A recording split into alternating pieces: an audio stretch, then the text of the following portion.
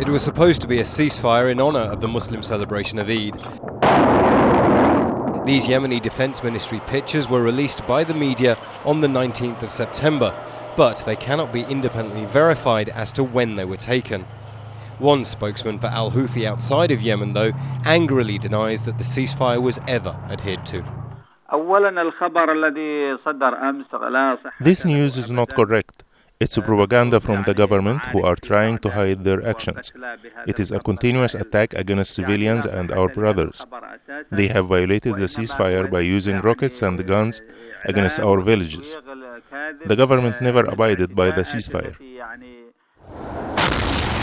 The fighting is said to have flared up again on Sunday when Houthi rebels attacked government positions in Saada, the provincial capital in the north of the country.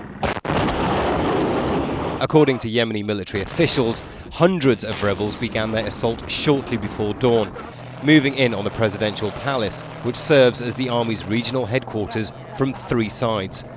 One official describes the fighting as some of the fiercest since this latest round of violence broke out. Witnesses say that many of the rebel fighters were killed, with one report suggesting that the bodies of 140 rebels were discovered afterwards. One analyst in Yemen suggests that both sides are claiming victory in the propaganda war. Neither side trusts the other. Each is seizing the opportunity to advance and win victory on the ground, especially the Houthis in Saada. The Houthis succeeded in managing the game on the media front and at the international level, as shown by the messages the Yemeni government received from the US, the UN, the Arab League or other parties for the necessity to declare a truce. The area in the north of the country is a rugged, tough mountainous terrain. The Houthis are members of the Shia Zaydi sect, an offshoot of Shia Islam. They're in the minority in mainly Sunni Yemen, but in the majority in the north of the country. The Yemeni government frequently accuses the rebels of being supported by Iran. The rebels say that they're just fighting for more autonomy of their own affairs, and they accuse the Yemeni government of seeking outside support.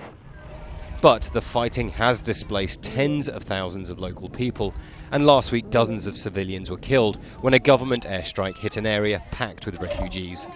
The Yemeni authorities have called for the reopening of roads, for rebels to pull back from present positions, and for them to free captured civilians and soldiers. The latest fighting, though, has gone on for 5 weeks so far, and there's no sign of a halt anytime soon. Imran Khan, Al Jazeera.